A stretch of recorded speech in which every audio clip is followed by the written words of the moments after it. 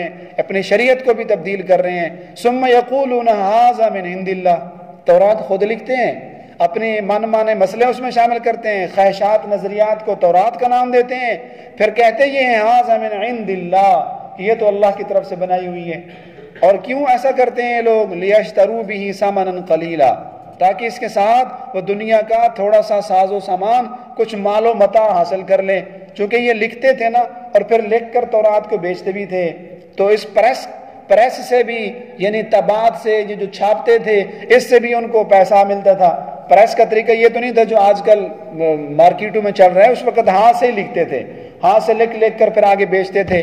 تو یہیں سے علماء نے یہ بھی مسئلہ لکھا ہے کہ آج کل بھی اس طرح یہودیوں کے طریقے پہ چلنے والے لوگ ہیں. جیسے وہ تورات لکھتے تھے، پھر آگے کہتے ہیں اللہ کی طرف سے ہے تاکہ پیسے کمائیں. آج بھی لوگ ایسی جھوٹ موڑ کی قصے کہانیاں کتابیں لکھ دیتے ہیں، اور پھر لوگ دھڑا دھڑ ان کو خریدنا شروع کر دیتے ہیں.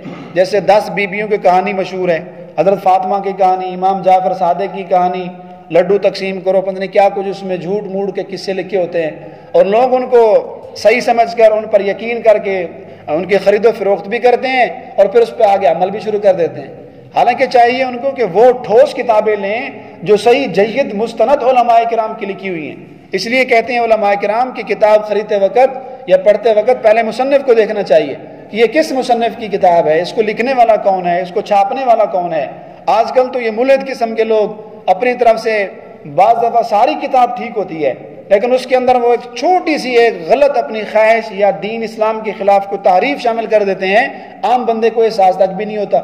تو وہ انسان کو میٹھے کے اندر زہر ملا کر کھلا رہے ہیں. بندے کو محسوس نہیں ہوتا کہ میں نے کیا پڑھا ہے، لیکن اس کتاب کے اندر کوئی ایسی زہریلی چیز لکھی ہوتی ہے، ہمارے عقیدے کے خلاف بات لکھی ہوتی ہے. بس وہ ساری کتاب چونکہ درست ہوتی ہیں، تو اس ایک چھوٹی سی بات کی وجہ سے انسان کا عقیدہ نظریہ تبدیل ہو جاتا ہے، اور انسان کے ایمان پہ اس کا بڑا اثر پڑتا ہے. تو یہ یہودیوں کا طریقہ ہے کہ جس کا حقیقت سے کوئی تعلق نہ ہو، دین اسلام سے اس عقیدے نظریے بات کا کوئی تعلق نہ ہو، اپنی طرف سے ایسے کتابیں شائع کر دینا پیسہ کمانے کے لیے. تو قرآن مجید نے لفظ بولا ہے لیشتروا بہ ثمنا قلیلا، دنیا کا جتنا بھی پیسہ کما لیں اس طباعت سے، اس نشر و اشاعت سے، غلط کتابیں لکھ کر جتنا بھی پیسہ کما لیں، قرآن کہتا ہے ثمنا قلیلا.